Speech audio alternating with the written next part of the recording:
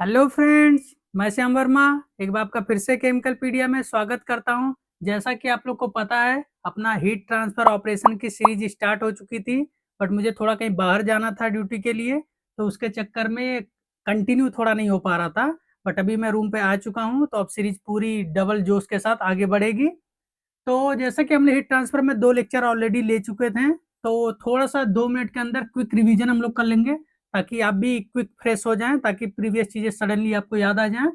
उसके बाद हम लोग क्या पढ़ने वाले हैं, फोरियर लॉ के बारे में बात करेंगे कि जो हीट ट्रांसफर का बेसिक प्रिंसिपल समझ लीजिए यूज़ होता है कंडक्शन में, उसके लिए बात करेंगे फोरियर लॉ के बारे में।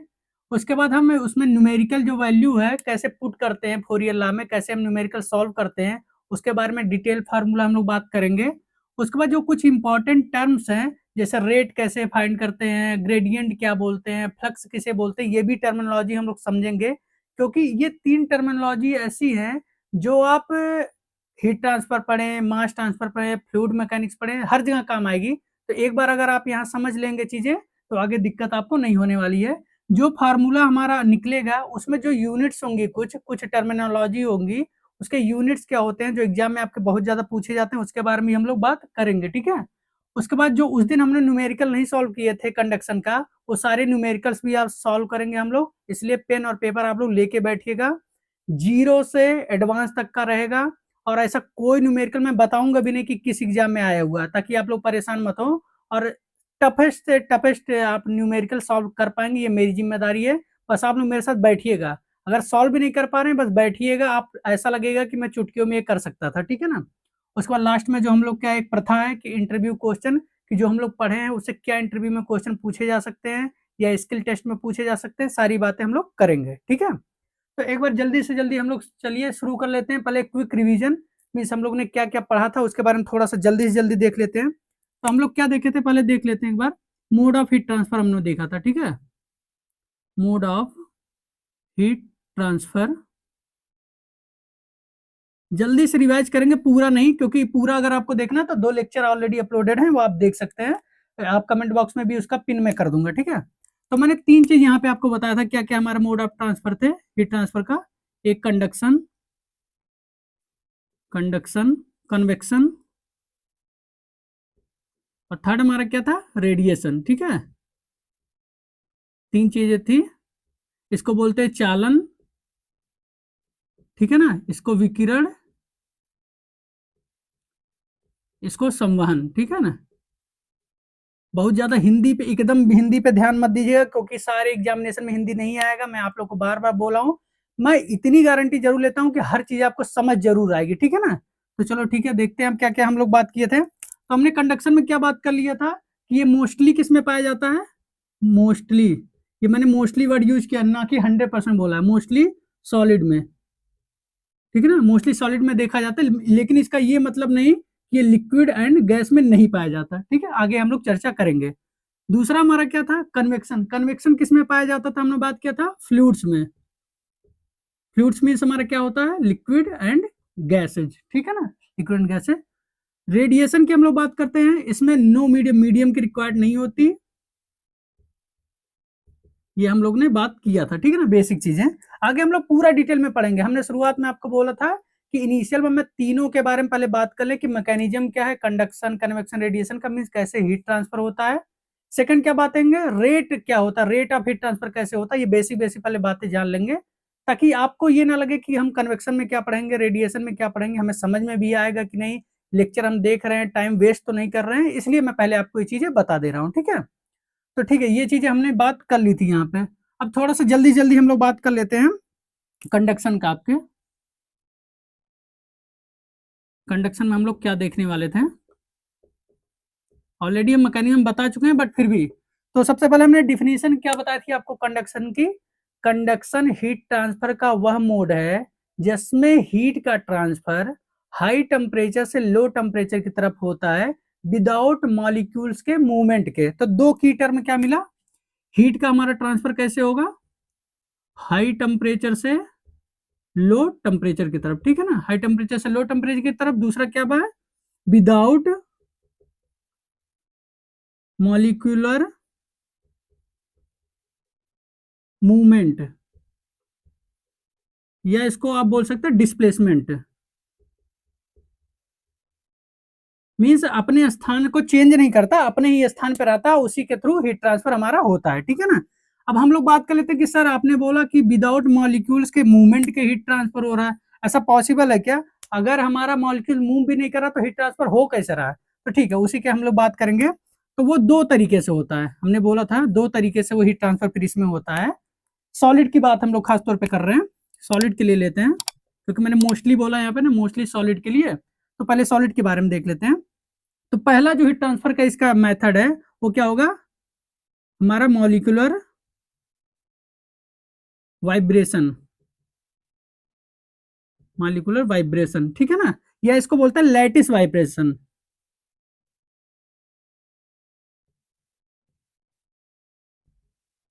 इसको लैटिस वाइब्रेशन भी हम लोग बोलते हैं, ठीक है। एक तरीका ये हो गया। दूसरा हमारा होता है फ्लो ऑफ फ्री इलेक्ट्रॉन, बोल सकते हैं फ्लो ऑफ फ्री इलेक्ट्रॉन, ठीक है ना। ये दो तरीके होते हैं, अगर हमारा मॉलिक्यूल्स मूवमेंट नहीं कर रहा है तो ये दो वो रीजन है जिसके कारण सॉलिड में हीट ट्रांसफर होता है, ठीक है। उसके बाद मैंने आपको बताया था कि कैसे कैसे होता है, जैसे एग्जांपल ले लेते हैं। मैं बहुत जल्दी जल्दी बताऊंगा क्योंकि मैं ऑलरेडी ये सब चीजें आपको पढ़ा चुका हूँ। सपोज करो ये मेटल का है, मेटल बार है, ठीक है। यहाँ से बोल लो कोई हमने इंडक्शन लगा दिया घर पे, ठीक है ना, कोई भी हीट देने वाला सोर्स हमने यहाँ पे लगा दिया, और इनिशियल में सपोज करो यहाँ का टेम्परेचर T1 है और इस साइड का टेम्परेचर T2 है, ठीक है। और हम इनिशियल में यहाँ पे पकड़े हुए हैं, इसको पकड़े हुए हैं, सब लोग घर का ये चमचा है, पकड़े हुए तो कुछ तो फर्क नहीं है। जब धी इसको हमने ऑन किया, ऑन करेंगे तो इधर कुछ मॉलिक्यूल्स होंगे, क्योंकि सॉलिड है, विदाउट मॉलिक्यूल्स का तो बने नहीं है, ठीक है ना। इस तरह से मॉलिक्यूल्स के सब हर जगह बने हुए यहाँ तक, ठीक। तो जब एक बार ये हीट हमने करना शुरू किया, हीट करना शुरू किया, तो पहले जो सबसे पास वाला मॉलिक्यूल्स होगा वो एनर्जी को लेगा, ठीक है ना। एनर्जी को लेगा तो इसकी इंटरनल एनर्जी बढ़ जाएगी, इंटरनल एनर्जी बढ़ जाएगी तो ये अपनी जगह से तो मूव तो कर नहीं रहा, क्योंकि हमने बोला है ना डिस्प्लेसमेंट नहीं होगा विदाउट, तो मूव नहीं कर सकता। तो क्या होगा, ये वाइब्रेट होना शुरू हो जाएगा अपने प्लेस पे, वाइब्रेट होगा, अपनी एनर्जी दूसरे मॉलिक्यूल्स को, जो उसके पास वाला मॉलिक्यूल्स होगा उसको देना स्टार्ट करेगा। अब जब दूसरे मॉलिक्यूल्स को एनर्जी मिल गया तो उसके पास भी इंटरनल एनर्जी बढ़ गई। अब वो क्या करेगा, वो भी सेम ऐसे ही करना शुरू करेगा, वाइब्रेट होगा अपने स्थान पे और वाइब्रेशन करके दूसरे को एनर्जी देगा। सेम ऐसे होते होते हमारा जो हीट है वो बढ़ते बढ़ते आगे की तरफ चला जाएगा, और मैं जो यहाँ पकड़ा हूँ मेरा हाथ गर्म हो जाएगा, ठीक है ना। तो ये तो पहला टेक्निक था हमारा हीट ट्रांसफर। इसमें कैसा होता है, मॉलिक्यूलर वाइब्रेशन या लेटिस वाइब्रेशन के थ्रू, ठीक है ना। एक तरीका ये हमें पता चला, ये पहला वाला तरीका था। दूसरा वाला तरीका हमारा क्या है, फ्लो ऑफ फ्री इलेक्ट्रॉन। जैसा कि मैंने आपको बताया था कि इलेक्ट्रिसिटी कहाँ फ्लो होती है, current equal to E upon T, मतलब पर यूनिट टाइम में जितना इलेक्ट्रॉन फ्लो होता है वही करंट होता है। मतलब किसी सर्किट में हम लोग बात जब करते हैं तो क्या बात करते हैं, इसमें अगर करंट फ्लो हो रहा है मीन्स इलेक्ट्रॉन फ्लो हो रहा है ना, सेम बात होती है। तो वहां हम लोग क्या देखते थे, जब कहीं पर हमारा करंट फ्लो हो रहा है तो वहां हीट जनरेट होती है, ठीक है ना। करंट जब फ्लो होता है तो वहां पे हीट जनरेट हो रही है, तो इसी का वाइस वर्सा उल्टा करिए कि जहां हीट जनरेट हो रही है वहां पर करंट फ्लो हो रहा होगा, सिंपल सा लॉजिक है। तो सेम यहाँ वही हो रहा है कि जब हम यहाँ इलेक्ट्रॉन मूव कर रहे हैं, इलेक्ट्रॉन फ्लो हो रहे हैं, यहाँ गर्म हो रहा है चीजें, तो मीन्स इलेक्ट्रॉन फ्लो हो रहा होगा। अगर यहाँ पहले गर्म नहीं था, बाद में यहाँ गर्म हो गया, तो मीन्स वहां पर क्या हो रहा था, इलेक्ट्रॉन फ्लो हो रहा था। तो ये दूसरा तरीका हो गया फ्लो ऑफ फ्री इलेक्ट्रॉन्स, ठीक है। तो ये दो तरीके थे हमारे कंडक्शन के लिए, ठीक है। दूसरा क्या होता है, मैंने बोला नहीं मोस्टली के लिए था, तो दूसरा समझ लो तरीका क्या होता है जो लिक्विड एंड गैस में होता है, ठीक है ना। लिक्विड और गैस जो हमें हमारी चीजें होने वाली है, वो एक तो हमारा क्या है, मॉलिक्यूलर डिफ्यूजन, मॉलिक्यूलर डिफ्यूजन के थ्रू या मॉलिक्यूलर कोलिजन, ठीक है। जो लिक्विड और गैस में थोड़ा बहुत कंडक्शन होता है वो मॉलिक्यूलर डिफ्यूजन और मॉलिक्यूलर कोलिजन के थ्रू ही हमारा होता है, ठीक है। तो इतना हमने पढ़ लिया था उस दिन, इस दिन हमने, तो हम लोग ने लगभग 5 मिनट में रिकैप कर लिया अपना रिवीजन में हमने क्या क्या पढ़ा था। मोड ऑफ हीट ट्रांसफर पढ़ लिया था, सॉलिड लिक्विड गैस का, ठीक है। उसके बाद कंडक्शन में हमने बात किया था मॉलिक्यूलर मूवमेंट नहीं होता है, अगर मॉलिक्यूलर मूवमेंट नहीं होता तो हीट ट्रांसफर कैसे होता है, मॉलिक्यूलर वाइब्रेशन या लैटिस वाइब्रेशन के थ्रू या फ्लो ऑफ इलेक्ट्रॉन के थ्रू, ठीक है ना। ये चीजें हम लोग ने पढ़ ली थी, तो हमारा रिवीजन तो यहाँ तो कंप्लीट होता है। अब हम लोग बढ़ते हैं आगे की तरफ, अपने नेक्स्ट की तरफ, देखते हैं क्या नेक्स्ट हमारा है। नेक्स्ट हमारा क्या होने वाला है, हम लोग फोरियर लॉ के बारे में बात करेंगे। चलो देख लेते हैं। कहीं पर भी आपको डाउट आए तो आप तुरंत बताइएगा कि हमें यहाँ डाउट आ रहा है, क्योंकि मैं ऐसा कोई क्वेश्चन छोड़ूंगा ही नहीं कि जो आपके माइंड में आए। बस थोड़ा सा पेशेंस बनाइएगा, क्योंकि मुझे पता है कि जो डाउट आपको आ रहा है वही मुझे कभी ना कभी जरूर आया था अपने समय में, तो मैं वो क्वेश्चन छोड़ूंगा ही नहीं। बस आप पेशेंस बनाकर हर चीजें नोट करते जाएगा। आप एक कॉपी जरूर बनाएगा, मैं सारी चीजें आपको नोट डाउन करा रहा हूं इसलिए कि आपको सारी चीजें कॉपी में होनी चाहिए एग्जाम के समय, ठीक है। तब हम लोग बात करने वाले क्या है, फोरियर लॉ के बारे में। फोरियर्स लॉ ये किस चीज के लिए निकाला जाता है, rate of heat transfer in conduction, ठीक है ना। शॉर्ट फॉर्म लिख देता हूं मैं, पूरा लिखने की जरूरत नहीं है, ठीक है ना। रेट ऑफ हीट ट्रांसफर जब कंडक्शन में हम लोग बात करते हैं तो किसके बारे में बात करेंगे, फोरियर लॉ। जैसे आप इसमें बात करेंगे कंडक्शन में तो फोरियर लॉ का, उसके बाद कन्वेक्शन बात करेंगे तो न्यूटन्स लॉ ऑफ कूलिंग की बात करेंगे, ठीक है ना। इस तरह से रेडिएशन बात करेंगे तो किरचॉफ लॉ की बात करेंगे। तो तीनों मोड में एक एक आपको साइंटिस्ट मिलेंगे जो एक एक लॉ अपना दिए हुए हैं, उसी के बेस पे हम लोग बात करने वाले हैं, ठीक। ठीक है, तो हम लोग बात करते हैं फोरियर लॉ हमारा क्या बोलने वाला है। तो फोरियर लॉ क्या बोलता है कि जो फ्लक्स होता है, हीट फ्लक्स, जो हीट फ्लक्स होता है वो डायरेक्टली प्रोपोर्शनल क्या होता है, directly proportional to temperature gradient, temperature temperature gradient. कल सर ऐसे तो समझ में आ नहीं रहा, पूरा एकदम सही से बताइए कि ये तो फार्मूला हो गया, हर बुक्स में हमें देखने को मिलेगा। ठीक है, पूरा बात बताएंगे, बस आप पहले सुनिए। तो क्या होता है, क्या बात कर रहा है, इसमें दो टर्म आपके आ रहे हैं कि heat flux is directly proportional to temperature gradient. ये दो चीजें मेन है इसमें। तो रिप्रेजेंट पहले कर लेते हैं कि क्या इसमें बोलना चाह रहा है। तो देखते हैं क्या बात कर रहा है। हीट फ्लक्स, हीट फ्लक्स को हम लोग कैसे रिप्रेजेंट करेंगे, स्मॉल क्यू से, ठीक है ना, ध्यान रखिएगा। मोस्टली बुक्स में भी ये देता है, कहीं कहीं आपको कैपिटल क्यू भी देखने को मिलेगा, तो परेशान नहीं होना। बस आपको इतना समझना है कि हम जो रिप्रेजेंट कर रहे हैं उसका मीन्स क्या है, ठीक है ना। तो heat flux is directly proportional to temperature gradient, ठीक है ना। ये हमारा तरीका है रिप्रेजेंट करने का। तो इसको आप एकदम बॉक्स बना के नोट डाउन कर लीजिएगा, ये आपके काम आने वाला हमेशा, बहुत इंपॉर्टेंट फार्मूला है। अब हम लोग बात करने वाले कि सर इसका तो एक्सप्लेनेशन करना है, आगे बहुत सारे बुक्स में दूसरी तरीके से लिखा होता है, हाँ, तो उसके क्या हम लोग करेंगे, अब इसको थोड़ा एक्सप्लेन करते हैं। तो हीट फ्लक्स, ठीक है ना, इसको पहले हीट फ्लक्स को चेंज हम लोग कर लेते हैं, ठीक है। क्योंकि हीट फ्लक्स किसको बोलते हैं, rate of heat transfer per unit area. तो यहाँ rate of heat transfer Q है, पर यूनिट एरिया ए हो गया, proportional to D T by D X. इसमें तो कोई दिक्कत नहीं आएगी, क्योंकि क्यू को क्या बोलते हैं, हीट फ्लक्स, और हीट फ्लक्स का डिफिनेशन क्या होता है, rate of heat transfer per unit area. अभी मैं सारी चीज को यहाँ नोट करूंगा, टेंशन मत लीजिएगा। अब ए को उधर लेके जाइए, क्यू इजकल टू क्या हो गया आपका, अभी प्रोपोर्शनल ही लगाइए, Q proportional to A D T by D X. यहाँ तो कोई दिक्कत नहीं आ रही है आपको। अब क्या बात करेंगे कि ये जो प्रोपोर्शनलिटी का साइन है उसको हम लोग हटाएंगे, तो क्या होगा, Q इक्वल टू क्या हो जाएगा, के ए D T by D x, ठीक है ना, ये हमारा हो जाएगा यहाँ पे। अब हम लोग बात करेंगे, ये हो गया। अब यहाँ पे क्या हम लोग करते हैं, नेक्स्ट स्टेप में एक निगेटिव साइन लगाते हैं, के ए D T by D x.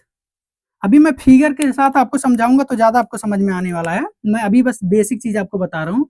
तो ये आप कहीं नोट करके रखिए, यही फार्मूला आपका फोरियर लॉ का, ठीक है। अब हम लोग बात करेंगे थोड़ा यहाँ से कि कैसे ये आ रहा है, कैसे आ रहा है। तो देखो, एक सपोज करो एक मेटल का प्लेट्स है, ठीक है ना, मेटल का प्लेट्स है, उसके दो साइड होंगे, एक साइड इधर एक साइड इधर। तो सपोज करो इस साइड का टेम्परेचर आपका T1 है और इस साइड का टेम्परेचर सपोज करो T2 है, ठीक है। इसकी जो थिकनेस है वो समझ लो आपका dx है, कुछ तो थिकनेस होगी ना, ये समझ लो मेटल प्लेट्स है, ठीक। अब जो इसका हीट ट्रांसफर एरिया है, मीन्स ये जो एरिया है वो हम लोग ए बोल देते हैं, ठीक। इतना चीज में कोई दिक्कत नहीं है आपको। तो जो इसका हीट ट्रांसफर होता है, सपोज करो अगर ये हाई टेम्परेचर और ये लो टेम्परेचर है, तो इसका कर्व इस टाइप से आपको कुछ देखने को मिलेगा, ठीक है। कर्व कर्व इस टाइप होगा, तो हीट ट्रांसफर रेट इस तरह से होगा। मतलब हीट ट्रांसफर किधर से इधर हो रहा है, इधर से इधर हो रहा है ना। हाई टेम्परेचर अगर ये है और ये लो टेम्परेचर है, तो हीट का ट्रांसफर कहाँ से कहाँ होता है, high temperature to low temperature. तो हीट का टेम्परेचर ऐसा ही होगा ना, हीट ट्रांसफर। तो हमारा रेट ऑफ हीट ट्रांसफर की डायरेक्शन भी यही होगी। अब यहाँ बनते हैं आपके इंटरव्यू के क्वेश्चन कुछ। बस एक एक टर्मिनोलॉजी मैं आपको पहले लिख के बता दूं ताकि आप नोट कर लें। यहाँ पर क्यू आपका क्या है, क्यू आपका क्या है, यहाँ पर देख लेते हैं। आपका हीट फ्लक्स, ठीक है। यहाँ पर हमारा हो गया हीट फ्लक्स। आप सभी कुछ नोट करते जाइएगा, मैं एक भी चीज छोड़ूंगा नहीं आपके लिए। D T by D X यहाँ पर क्या है, टेम्परेचर ग्रेडियंट। ओके, उसके बाद हमारा क्या बचा, क्यू बच रहा है। क्यू हमारा क्या है, रेट ऑफ हीट ट्रांसफर, ठीक है ना। ए यहाँ क्या है हमारा, heat transfer area, heat transfer area, ठीक है। अब बात आता क्या बचा, ये हो गया हमारा, ये हो गया, ये हो गया, बचा के मीन्स क्या है, thermal conductivity, thermal conductivity of material, ठीक है। अगर इसकी हम बात करें मेटल बार का, तो मेटल बार की थर्मल कंडक्टिविटी। सारे बारे में हम डिटेल में बात करेंगे, यहाँ भी बेसिक बेसिक बातें कर रहे हैं, तो इसलिए थोड़ा थोड़ा बातें हम लोग करेंगे, ठीक है। अब बात आती है जो इंटरव्यू का क्वेश्चन यहाँ पे बनता है, वो क्या बनने वाला है कि सर ये निगेटिव साइन यहाँ क्यों लगाया गया। सबसे ज्यादा क्वेश्चन यहीं से बनता है, ठीक है। निगेटिव साइन क्यों लगाया गया, तो आप ये नोट डाउन कर लिए हैं, ये नोट डाउन कर लिए होंगे, तो मैं इसको मिटा के यहाँ समझाता हूँ आपको निगेटिव साइन क्यों लगाया गया है, ठीक। देखते हैं आगे। कोई भी ऐसा एग्जाम नहीं होगा जहां पे ये क्वेश्चन नहीं पूछा गया होगा, फोरियर लॉ में निगेटिव साइन क्यों लगाया गया है, क्या उसका मीन्स क्या है, ठीक है ना। अब देखो क्या हो रहा है यहाँ पे, ये जो अपना टेम्परेचर है, ठीक है ना, डी टी मीन्स क्या होता है, टेम्परेचर डिफरेंस। तो डी टी को यहाँ हम लोग क्या लिख सकते हैं, final minus initial, T two minus T one, ठीक है ना। T two minus T one लिख सकते हैं ना। अब ये टेम्परेचर हमारा कम है, देख रहे हो ना ग्राफ डाउन हो रहा है, ये टेम्परेचर कम है और ये टेम्परेचर ज्यादा है। जब ज्यादा में से कम घटाओगे, और यहाँ क्या हो रहा है, टी टू है ना, कम में से जब ज्यादा घटाओगे तो वैल्यू क्या आएगी, निगेटिव। मतलब सपोज करो यहाँ पर 50 था और ये टेम्परेचर पहले वाला 100 था, तो कितना आया आपका, -50, निगेटिव वैल्यू आई ना, तो ये निगेटिव वैल्यू आ गई।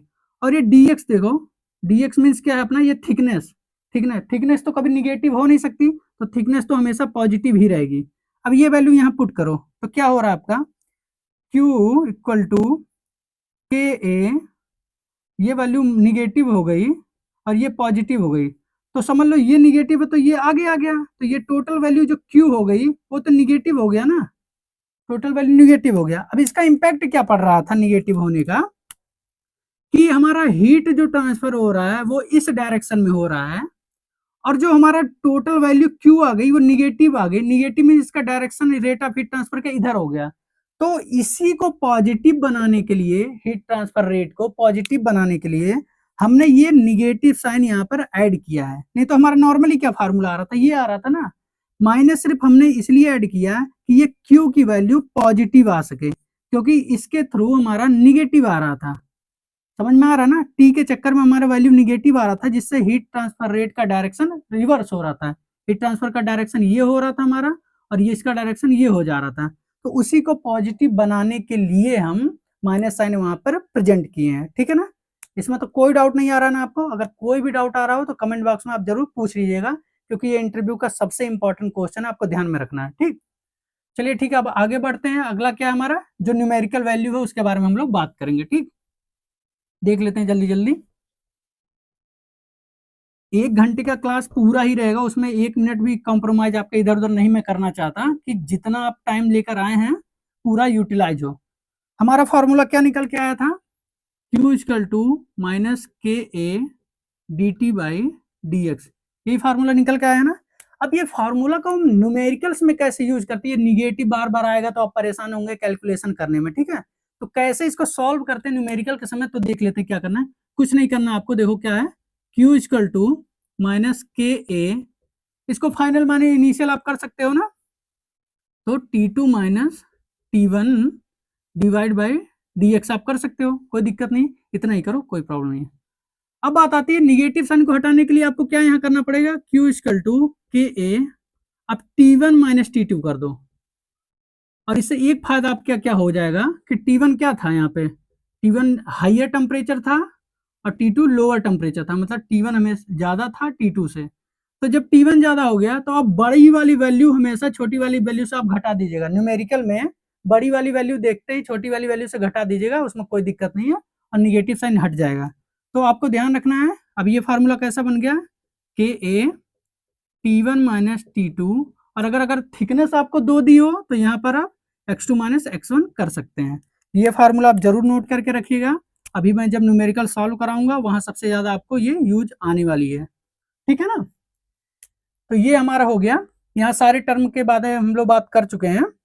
और अगर इसको थोड़ा सा आपको और सिंप्लीफाई करना है तो यहाँ आप क्या कर सकते हैं, Q equal to Q upon A equal to लिख सकते हैं के T1 minus T2 upon x2 minus x1।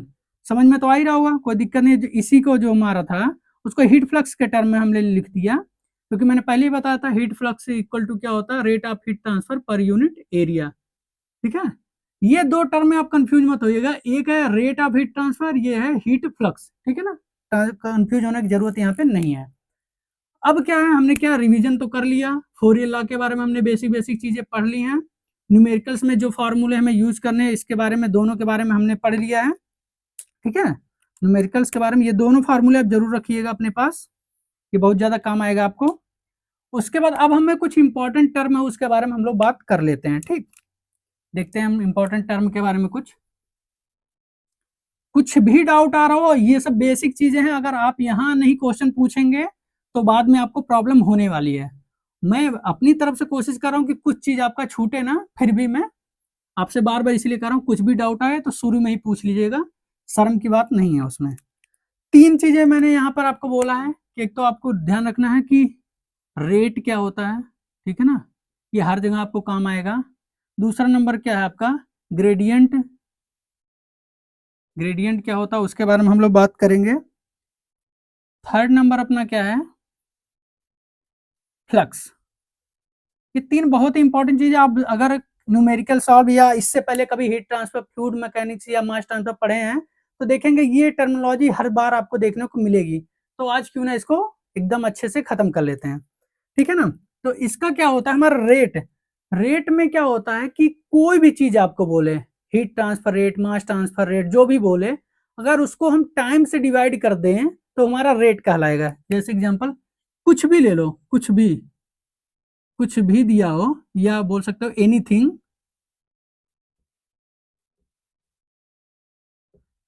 Divide by time, उसको बोल देंगे हम रेट। जैसे एग्जांपल हम लोग बात करें, example heat transfer rate, heat transfer rate, ठीक है ना। तो इसको हम लोग कैसे लिख सकते हैं, हीट ट्रांसफर मींस किससे, हीट ट्रांसफर को कैसे रिप्रेजेंट करते हैं, क्यू से, और रेट को टी से, ठीक है ना। तो इसका क्या आ जाएगा, वाट। ऐसे ही मास ट्रांसफर रेट की बात कर लो तो क्या होगा मास ट्रांसफर में, मास ट्रांसफर रेट, उसको कैसे रिप्रेजेंट कर सकते हैं, डी सी ए अपॉन डी टी कर लेंगे। आपने देखा होगा बार बार, इसको मोल पर सेकंड बोल सकते हैं, किलो मोल पर सेकंड बोल सकते हैं, ठीक है ना। इसको बोल सकते हैं जूल पर सेकंड बोल सकते हैं आप लोग। ऐसे ही heat transfer rate, mass transfer rate हो गया एग्जांपल आपका। अब ग्रेडियंट, तो यहाँ क्या ध्यान रखना रेट में कि कोई भी चीज आपको दी हो, जैसे हीट से रिलेटेड चीज हो, मास से रिलेटेड चीज हो, उसको जब हम टाइम से डिवाइड कर देते हैं तो वो रेट कहलाता है, ठीक। अब बात कर लेते हैं हम ग्रेडियंट की। ग्रेडियंट में भी ऐसे ही है, अगर आपको कुछ भी दिया हो, कुछ भी मतलब एनीथिंग डिवाइड बाई, किसके बारे में बात करें, ग्रेडियंट की, पोजीशन या थिकनेस। अगर ऐसा कुछ आपको दिया हुआ है कि कुछ भी दिया उसको नीचे डिवाइड करना है या तो थिकनेस से या उसकी पोजीशन से, तो उसको हम ग्रेडियंट बोलते हैं। जैसे एग्जांपल सर कैसे हम बोल सकते हैं, एग्जांपल ले लो, टेम्परेचर ग्रेडियंट, बोलते हो ना, अभी हमने बात की ना टेम्परेचर ग्रेडियंट के बारे में, तो टेम्परेचर क्या था अपना dt, और ग्रेडियंट हमने बोला ना थिकनेस या पोजीशन dx, टेम्परेचर ग्रेडियंट हो गया। सेम कंसंट्रेशन ग्रेडियंट,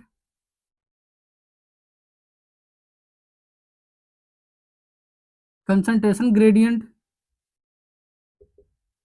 इसको कैसे लिख सकते हैं, dCA अपॉन dz लिख सकते हैं इसको, ठीक है ना।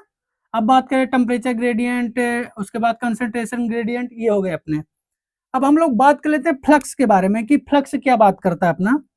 तो फ्लक्स में क्या होता है, कुछ भी आपको दिया हो उसको जब हम डिवाइड एरिया और टाइम से कर देते हैं तो हमारा ग्रेडियंट बन जाता है, फ्लक्स बन जाता है, सॉरी। जैसे कुछ भी दिया मतलब anything divide by area into divide by time, ठीक है ना। जैसे एग्जांपल हमने शुरुआत में बात भी की थी फोरियर लॉ में, क्या हीट फ्लक्स, हीट फ्लक्स के बारे में बात किया था ना। तो हमने क्या लिखा था हीट फ्लक्स में, Q upon A into second, मतलब इसको हटा दो अभी, इसको हटा दो, ठीक है ना। हीट फ्लक्स मतलब rate of heat transfer per unit area. अब रेट ऑफ हीट ट्रांसफर मतलब क्या होता है, रेट मैंने पहले ही बताया, नीचे टाइम होता है अपना, तो इसलिए मैं नीचे सेकंड लगा रहा था, ठीक। इसको क्या बोल सकते हैं, joule per metre square into second time का। समझ में आ गया हीट ट्रांसफर एरिया, ऐसी टाइप से हम लोग बात करते हैं। सेम ऐसे मास हमारा क्या हीट फ्लक्स है, ऐसे कंसंट्रेशन फ्लक्स के बारे में बात करते हैं, ठीक है ना। और एक चीज हम बात कर सकते हैं, यहाँ ग्रेडियंट में हम लोग वेलोसिटी ग्रेडियंट के बारे में आपने सुना होगा, वो भी यहाँ देख लो आप लोग। एक example velocity, velocity gradient, velocity gradient को हम लोग कैसे लिखते हैं, dv अपॉन dx, ठीक है ना। यहाँ थिकनेस dx है, वेलोसिटी को v से लिख दिया था, यहाँ टेम्परेचर को t से, थिकनेस को dx से लिख दिया था। सेम कंसंट्रेशन में कंसंट्रेशन को dCA लिखा था, थिकनेस को dx लिख दिया था, ठीक है ना। इसमें तो कोई दिक्कत नहीं नजर आ रही है ना, रेट और ग्रेडियंट या फ्लक्स किसको बोलते हैं, ये चीजें आप लोग को एकदम अपने कॉपी में नोट डाउन करके रखनी है, बार बार ये टर्म आपको देखने को मिलेगा तो कंफ्यूज नहीं होना है, ठीक है ना। अब हम लोग क्या बात करते हैं, इसके कुछ यूनिट्स के बारे में हम लोग बात करेंगे जो आपके एग्जाम में भी बार बार पूछे जाते हैं, चाहे बोर्ड के एग्जाम आपके हों, चाहे कंपटीशन के एग्जाम, कोई भी एग्जाम हो उसमें पूछे जाते हैं। गेट एग्जाम में भी दो दो बार पूछे गए हैं, इतना बेसिक है यूनिट निकालना, फिर भी गेट में बार बार पूछे जाते हैं, ठीक है। चलो देख लेते हैं उसके बारे में भी, कि वो भी दोबारा एक बार देखने के बाद दोबारा आपको पढ़ने की जरूरत यहाँ ना पड़े, ठीक है। तो क्या है इसके बारे में देखते हैं, यूनिट्स। तो हमने फोरियर लॉ पढ़ा है, सॉरी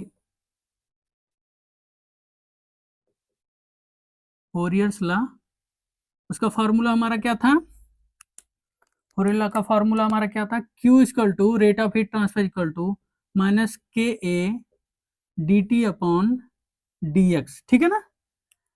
अब हम यहां से निकालना शुरू करते हैं कि इसके यूनिट्स क्या होते हैं। Q rate of heat transfer का यूनिट क्या है, रेट ऑफ हीट ट्रांसफर, इसका यूनिट क्या है, मैंने बोला था हीट की यूनिट मैंने आपको पहले बताया था जूल होती है, तो रेट मीन्स जूल को टाइम से डिवाइड कर दो, क्या हो जाएगा, joule rate of heat transfer, heat का हमने पहले बताया था जूल होता है, rate means time divide joule पर सेकेंड, या इसी को आप वॉट बोलते हैं, ठीक है ना, ये वॉट है, ठीक। अब दूसरा टर्म इसमें क्या आ जाता है, ए ले लेते हैं क्योंकि ये सब बड़े हैं, इसको पहले निकाल लेते हैं। ए का क्या होगा, ये हीट ट्रांसफर एरिया है आपका, ठीक है ना। इसका क्या है, मीटर स्क्वायर, आप जानते हैं एरिया का मीटर स्क्वायर होता है, तो इसका हमने जान लिया, एरिया के जान लिया। अब टेम्परेचर का देख लेते हैं, dt टेम्परेचर का आपको पता है केल्विन है। dx का देख लेते हैं, dx हमारा थिकनेस क्या है, वो मीटर में हो जाएगा हमारा, ठीक है। अब बात आता है हमारा k का, सबसे इंपॉर्टेंट जिसका यूनिट पूछा जाता है, थर्मल कंडक्टिविटी, ठीक है ना, थर्मल कंडक्टिविटी की आपसे पूछी जाएगी k की।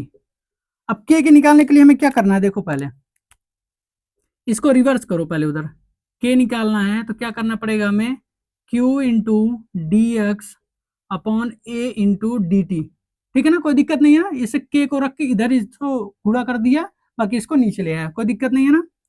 अब देखते हैं क्यू का हमने क्या निकाला था, यहाँ पर वॉट हमें पता है, वॉट हमने यहाँ पर रख दिया, ठीक है ना, कोई चीज घबराइएगा मत, एकदम आराम से आएगा। डी एक्स मीन्स थिकनेस है, थिकनेस की हमने क्या निकाली हुई है, मीटर, मीटर लिख दो यहाँ पे, डिवाइड करो। एरिया है, एरिया का हमने क्या निकाला था, मीटर स्क्वायर, मीटर स्क्वायर लिख दो। एकदम बेसिक है, बच्चे पता नहीं क्यों परेशान इसमें होते हैं, मैं नहीं समझ में आता।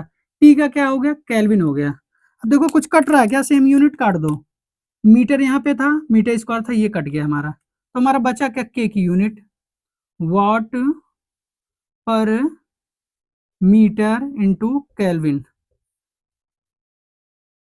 ये हो गया। इसको अगर तुम्हें कंफ्यूजन हो रही हो तो इसको स्मॉल के भी लिख लेना, ताकि आपको दिक्कत ना हो थर्मल कंडक्टिविटी का, क्योंकि केल्विन से अगर आप कंफ्यूज हो रहे हो तो ऐसा, बट आप कंफ्यूजन नहीं में होगे, हमें पता है। तो ये 100% आपको चीजें इसको याद रखनी है, कैसे निकाला जाता है, क्योंकि इससे न्यूमेरिकल भी आपको देखने को मिलेंगे, इंटरव्यू में इससे क्वेश्चन भी पूछा जाएगा। मैं आगे थर्मल कंडक्टिविटी की अलग से ही पूरा पूरा का पूरा अलग से लेक्चर रहेगा, एक लगभग 1 से 1.5 घंटे का सब कुछ, ठीक है ना, उसमें सारी चीज आपको बताऊंगा। ये मटेरियल की प्रॉपर्टी होती है एक्चुअल में, कि कितना हीट कंडक्ट करेगा वो मटेरियल, उसके बारे में बात करता है। तो यहाँ पे ये हमने बात कर लिया, ठीक है ना। अब हम लोग क्या बात करने वाले हैं यहाँ पर, ये तीनों चीज हमने बात कर लिया, यूनिट्स के बारे में बात कर लिया। अब चलो जल्दी जल्दी हम लोग न्यूमेरिकल सॉल्व कर लेते हैं, कम से कम 3-4 न्यूमेरिकल तो आपको इस टॉपिक से ही करा देते हैं, ताकि एग्जाम में कोई भी न्यूमेरिकल इससे आए तो आप सॉल्व करने के कंडीशन में रहो, ठीक है। जल्दी जल्दी अपने पेपर और पेन उठाइए, लापरवाही नहीं करनी है, और डरना तो बिल्कुल भी नहीं है कि न्यूमेरिकल सुनते ही हाथ पांव सूज गए मेरे, कि न्यूमेरिकल मैं कर पाऊंगा क्या, ऐसा है क्या। आप 101% करके जाओगे, यहीं अभी बैठे के बैठे, आपको गारंटी में देता हूँ, ठीक है ना। तो चलो स्क्रीन पे आपको न्यूमेरिकल दिखे, क्योंकि डिजिटल बोर्ड नहीं है, तो स्क्रीन पे आपको न्यूमेरिकल दिखेगा, मैं अपने लैपटॉप में न्यूमेरिकल देख के आपको सॉल्व कराऊंगा, ठीक है ना। क्वेश्चन मुझे भी तो देखना रहेगा, आपको तो स्क्रीन पे दिखेगा, मुझे भी देखना है, ठीक है। तो न्यूमेरिकल हम लोग सॉल्व करेंगे, न्यूमेरिकल, ठीक है ना। और मैं ये आपको बताने वाला ही नहीं हूँ कि जो मैं क्वेश्चन कराने जा रहा हूँ वो किस एग्जाम में आया हुआ है, नहीं तो आप पहले ही हड़बड़ा जाओगे कि यार मैं कर पाऊंगा क्या ऐसे क्वेश्चन। 1000% अभी देखो, आप मेरे सामने ही करके जाओगे, ठीक है ना। तो चलिए स्क्रीन पे आपको क्वेश्चन दिख रहा होगा, पहला क्वेश्चन हम लोग सॉल्व कर लेते हैं, क्या बात कर रहा है। पहला क्वेश्चन है, मल्टीपल वैल्यू दी हुई है, जैसे यहाँ दी हुई है thermal conductivity, convective heat transfer coefficient, Stefan Boltzmann constant और हीट कैपेसिटी रेट, उनके आपको यूनिट्स बताने हैं, ठीक है ना, उसके यूनिट्स क्या होते हैं। तो अभी हम इसमें से सिर्फ एक पढ़े हुए हैं, बाकी चीज आगे तो हम लोग पढ़ने ही वाले हैं, थर्मल कंडक्टिविटी का। और आपको मैं बता दूं कि ये नॉर्मल क्वेश्चन ही है, ये गेट का क्वेश्चन है, ठीक है, सोचो इतना सिंपल, तो हम लोग कैसे जल्दी जल्दी निकाल पाएंगे। हमने थर्मल कंडक्टिविटी का Q इक्वल टू माइनस के ए D T by D x already निकाल चुका है, फिर भी मैं आपको जल्दी जल्दी बता देता हूँ। क्वेश्चन नंबर 1 बात कर लेते हैं, क्या हो सकता है यहाँ थर्मल कंडक्टिविटी का, K equal to Q D x upon A D T, अभी जस्ट मैं निकलवाया हूँ, फिर भी आप देख लीजिए एक बार। तो यहाँ से क्या हो जाएगा, रेट ऑफ हीट ट्रांसफर का वॉट हो गया, यहाँ पे थिकनेस का हमारा क्या हो गया, मीटर हो गया, एरिया मीटर स्क्वायर हो गया, और टेम्परेचर का केल्विन हो गया।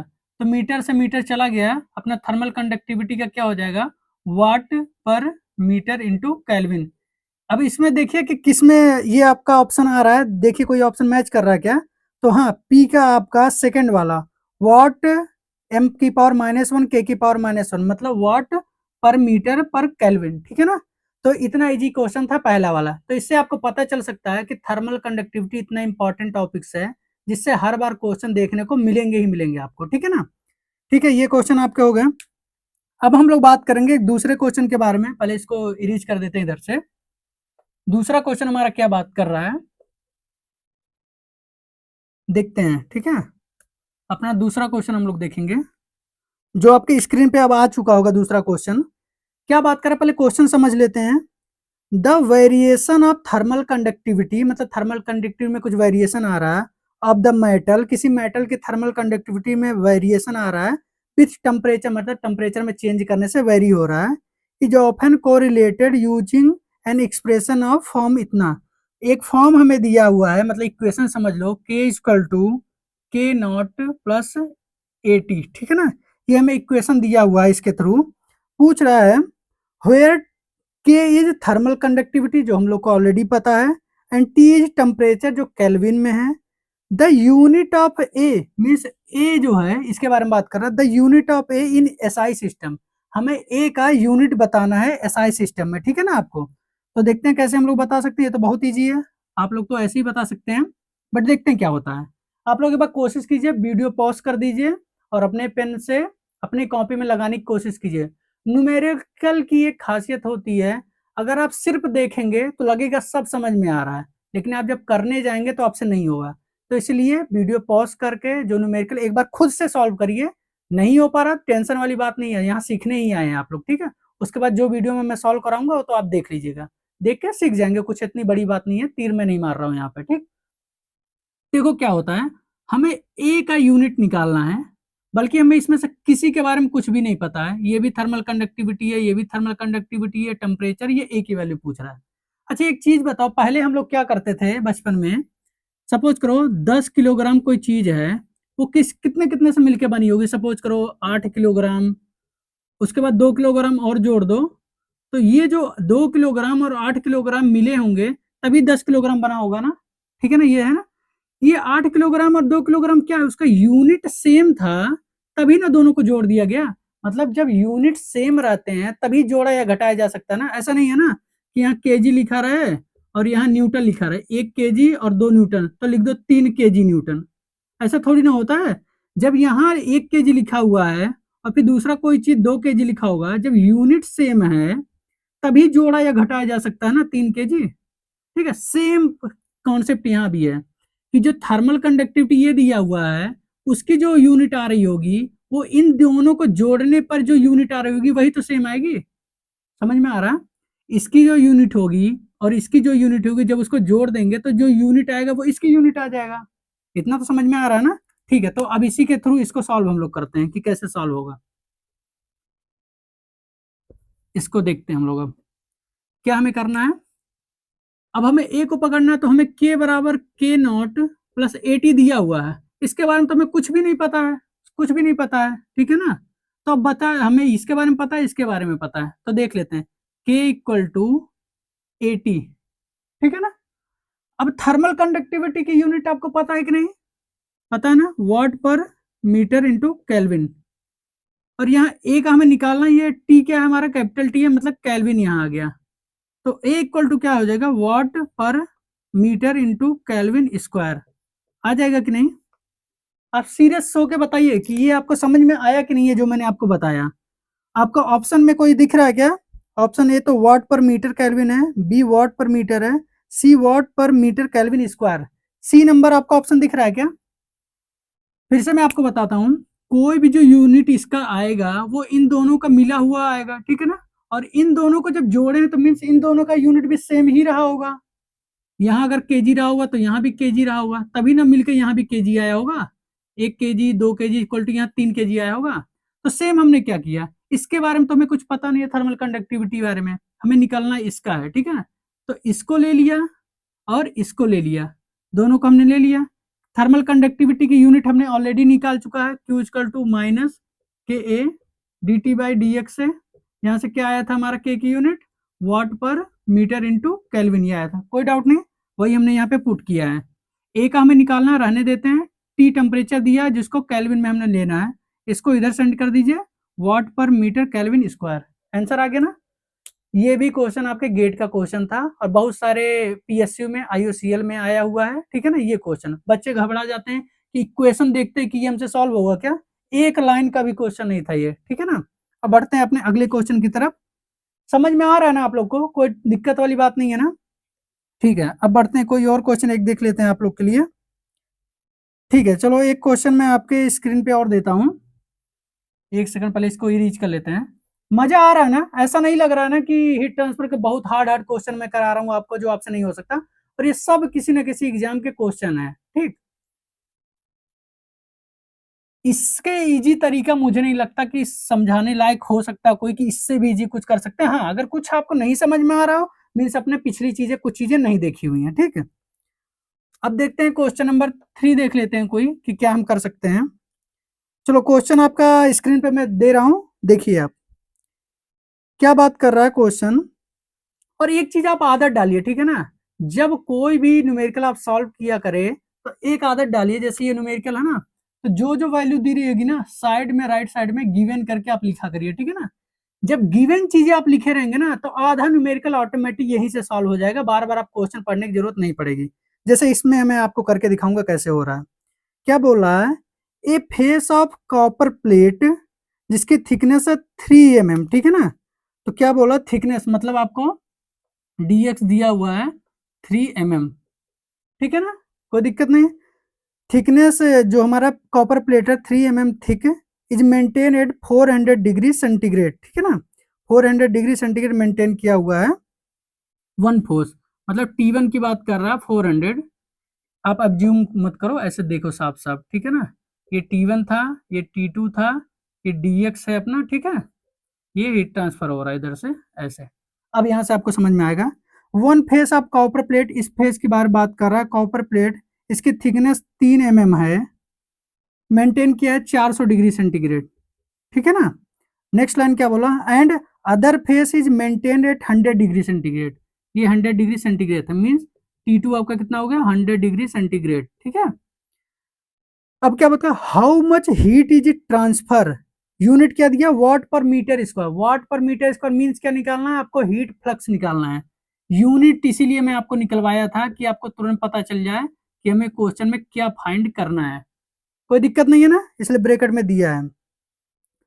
Through the plate, if thermal conductivity of copper is 370 watt per metre degree centigrade. आपको थर्मल कंडक्टिविटी दिया है, कितना आपको दिया, 370 वाट पर मीटर डिग्री सेंटीग्रेड में दिया है, ठीक है ना। आपसे क्वेश्चन क्या पूछा है, क्यू के बारे में। कौन कौन लोग हैं जो एकदम इजी तरीके से इस क्वेश्चन को सॉल्व कर सकते हैं कि सर ये तो एकदम बच्चों वाला क्वेश्चन है, आप क्या ही बता रहे हैं, जल्दी से हम सॉल्व कर लेंगे 1 मिनट में। तो जल्दी जल्दी आप वीडियो स्टॉप कीजिए और क्वेश्चन सॉल्व करिए, ठीक है।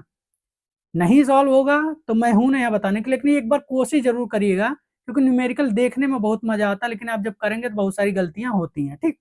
तो चलो मैं आपको बताता हूँ हम लोग कैसे इसको सॉल्व कर सकते हैं। क्या हमें फाइंड करना है, हीट फ्लक्स।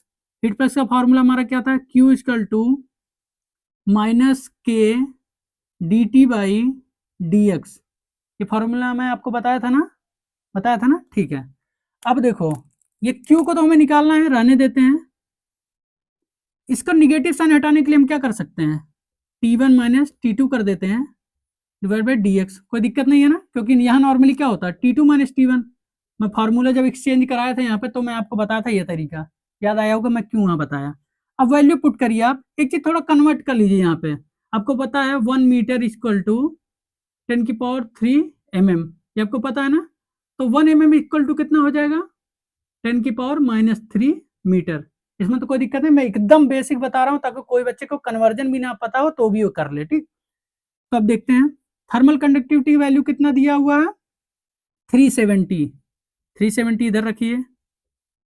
फाइन मतलब ज्यादा टेम्परेचर में से कम टेम्परेचर घटाइए, 400 में से 100 घटा देंगे, कितना आ जाएगा, 300, ठीक है ना, कोई दिक्कत नहीं यहाँ तक ना।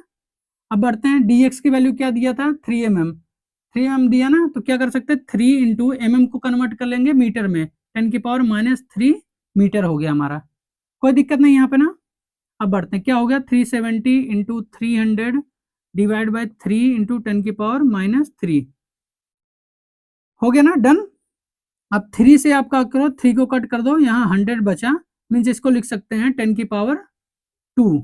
क्या हुआ, 370 इंटू 10⁻² इंटू 10 इसको ऊपर ले जाओ 10⁻3, ये भी 10 है, तो यहाँ 37 इंटू 10⁻6 लिख सकते हैं आप, लिख सकते हैं ना। क्या होगा, वाट पर मीटर स्क्वायर। और थोड़ा इसको सिंप्लीफाई करें तो एक डेसिमल के फॉर्म में लाए, 3.7 इंटू 10 ये एक बढ़ जाएगा ना, 7 वाट पर मीटर स्क्वायर। ये आपका आंसर हो जाएगा इस न्यूमेरिकल का। आप बस मुझे इतना बता दीजिए कि एक ऐसा पॉइंट कहीं मुझे दिखाइए जहां पे आपको चीजें ना समझ में आ रही हो, ठीक है ना। फिर से मैं एक बार समझाने की कोशिश करता हूं आपको। आपको थिकनेस दिया हुआ है, दोनों टेम्परेचर दिए हुए हैं, वैल्यू जो दिया हुआ है हीट फ्लक्स का वाट पर मीटर स्क्वायर, इसी से आपको आइडिया लगाना है कि हीट फ्लक्स पूछ रहा है या रेट ऑफ हीट ट्रांसफर पूछ रहा है। बच्चे कंफ्यूज यहीं पे होते हैं कि क्या हमें Q निकालना है या हमें हीट फ्लक्स निकालना है। तो वो कैसे क्लियर होगा? अगर आपको यूनिट पता होगा, अगर ये पूछ रहा होता तो वो क्या पूछता, वाट सिर्फ देता कि वाट निकाल गया, जूल पर सेकंड कहता निकालने को, बट हमें क्या बोला निकालने को, वाट पर मीटर स्क्वायर। तो उसी से हमें तुरंत क्लिक होना चाहिए कि हाँ यार ये तो हीट फ्लक्स के बारे में बात कर रहा है। थर्मल कंडक्टिविटी हमें ऑलरेडी देख रखा था, तो सिर्फ फार्मूले में आपको पुट करना था। यहाँ T1 माइनस T2 हमने कर दी, ये फार्मूला हमारा हो गया। थर्मल कंडक्टिविटी दिया था उसे पुट किया, 400 में से 100 घटा दिया, 300 हो गया। केल्विन में चेंज करने की जरूरत नहीं है, जब दोनों वैल्यू सेम है, डिफरेंस केल्विन में करें या डिग्री सेंटीग्रेड में करें सेम ही आने वाला, ठीक। तो घबराने की जरूरत नहीं है, जब तक आंसर आपको केल्विन या डिग्री सेंटीग्रेड में ना पूछ रहा हो तब तक कन्वर्ट करने की जरूरत नहीं है। करेंगे तो भी उतना ही आएगा, तो क्यों आप एग्जाम में बैठ के कन्वर्जन करेंगे जब उसकी नेसेसरी ही नहीं है। तो ये वैल्यू आ गया, हमने क्या किया, 3 से इसको 300 को काटा, 100 आएगा, मतलब 10 की पावर 2 कर दिया, इसको ऊपर ले गया तो 10 की पावर 5 इधर है, 10 इधर है, तो मतलब 10 की पावर 6 आ गया। 37 था, इसे और सिंप्लीफाई करें तो एक डेसिमल के फॉर्म में लेके आया मैं, तो उससे हो गया 10 की पावर 7। इससे इजी तरीका तो नहीं हो सकता, और ये भी एग्जाम में पूछा हुआ है, multiple PSU exam, IOCL, HPCL में, गेट में भी पूछा हुआ है। समझ में आया मैं गेट का एग्जाम लास्ट में क्यों बोल रहा हूँ, ताकि डिप्लोमा वाले बच्चे ये ना कंफ्यूज हो कि यार मुझे गेट का एग्जाम का क्वेश्चन कराने मैं कर भी पाऊंगा कि नहीं। एकदम इजी आता है, टेंशन लेने की जरूरत नहीं है, और आपके आईओसीएल में भी ये क्वेश्चन पूछे गए हैं, ठीक।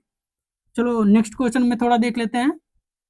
एक भी क्वेश्चन मैं छोड़ने वाला नहीं हूं जो आपके एग्जाम के लिए इंपॉर्टेंट हो, ठीक है।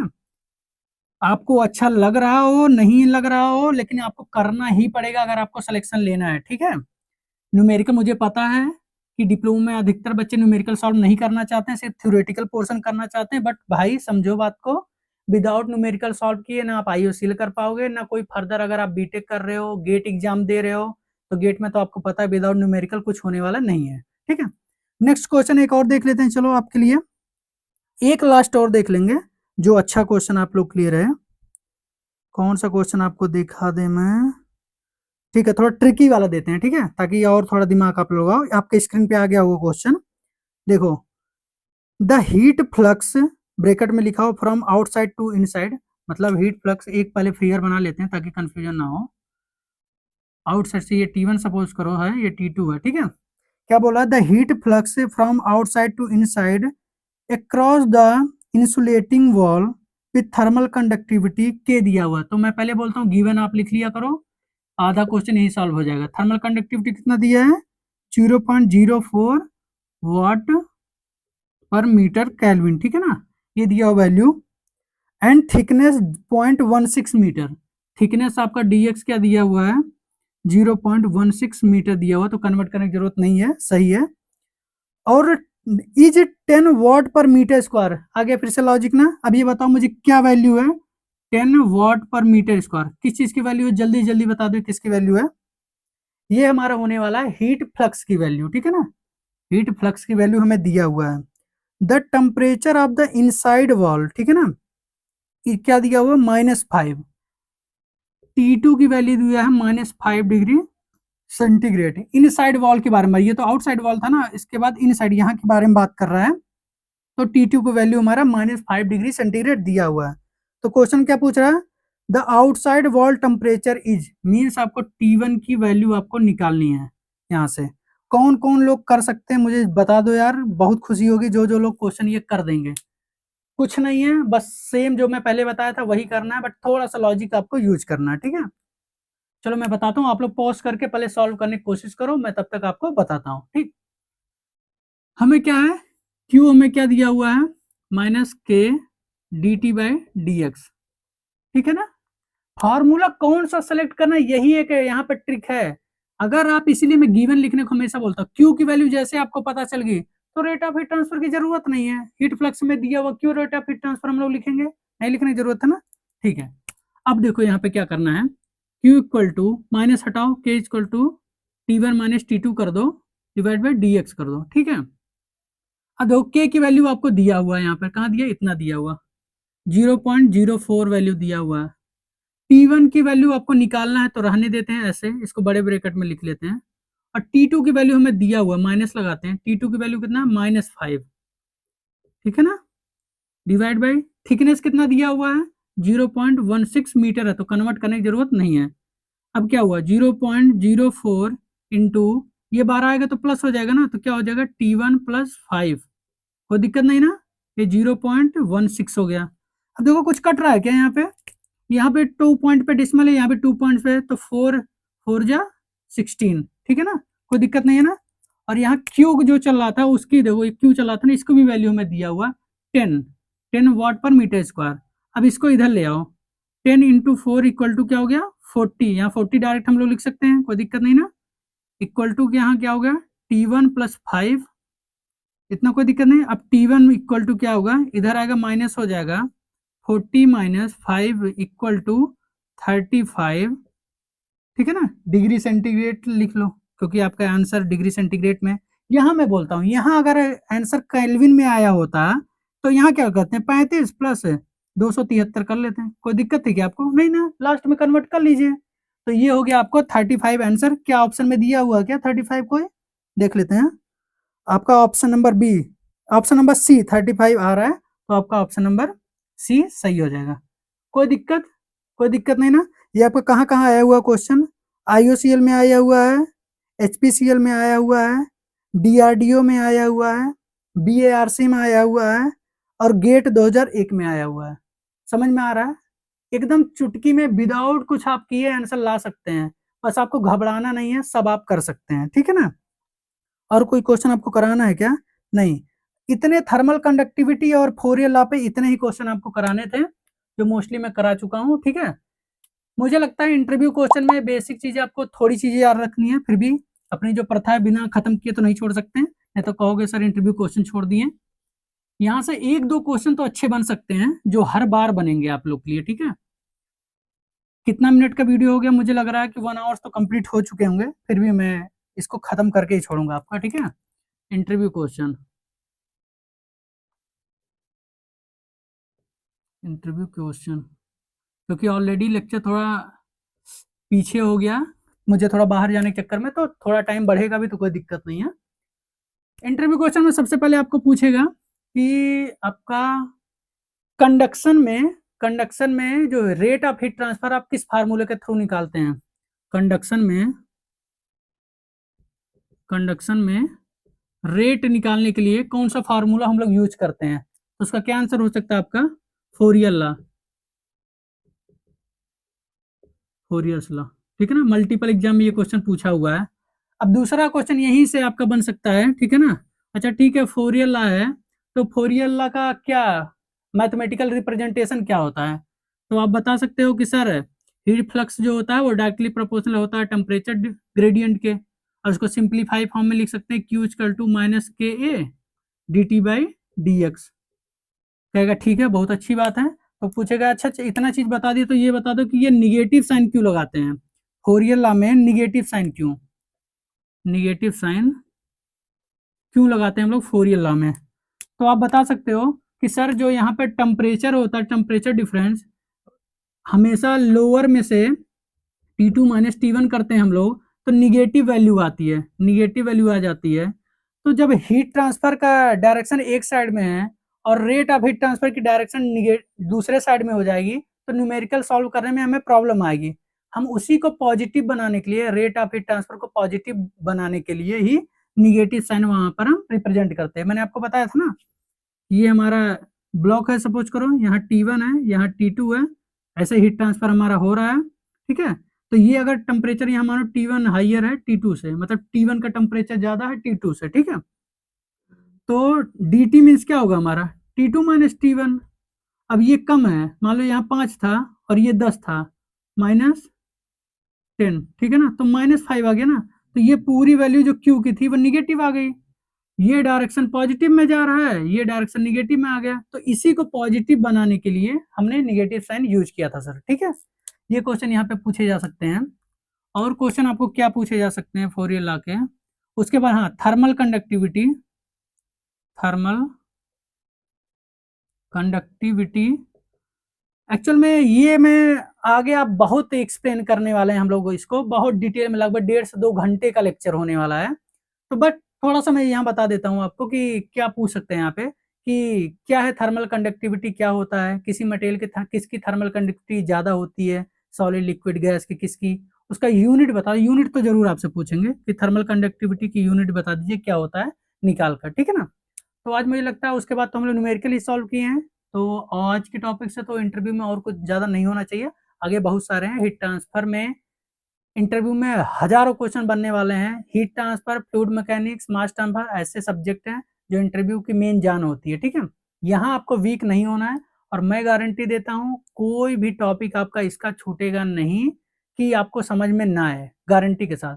और कोई भी पेड कोर्स आप ले लीजिएगा, कोई भी किसी भी कोचिंग का मैं बोल रहा हूँ, अगर इससे डिटेल में आपको कोई बता दे तो आना कमेंट बॉक्स में, जो भी कह के जाना होगा चले जाना, ठीक है ना। मैं आप लोग के लिए बैठा हूँ कि फ्री में आपको जितना एक्सट्रीम लेवल की अच्छी चीजें बताई जा सके वो बताई जा रही हैं। तो मिलते हैं अगले वीडियो में। अगर पसंद आ रही हो तो लाइक जरूर करिएगा और अपने दोस्तों में शेयर कर दीजिएगा। लगभग 50 से 55% लोग ही सब्सक्राइबर हैं, बाकी लोग विदाउट सब्सक्राइब किए ही देखते हैं। तो आपसे मेरी तो कोई दुश्मनी होगी नहीं आपसे, तो प्लीज अगर चाहें तो सब्सक्राइब कर सकते हैं, बाकी अपने दोस्तों में शेयर कर दीजिए ताकि वो भी पढ़ सकें। ये पूरा वीक हम लोग क्या बात करेंगे, हीट ट्रांसफर।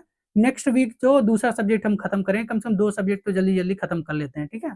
तो मिलते हैं, हो सकता हो आज ही दूसरा भी वीडियो आ जाए। Thank you.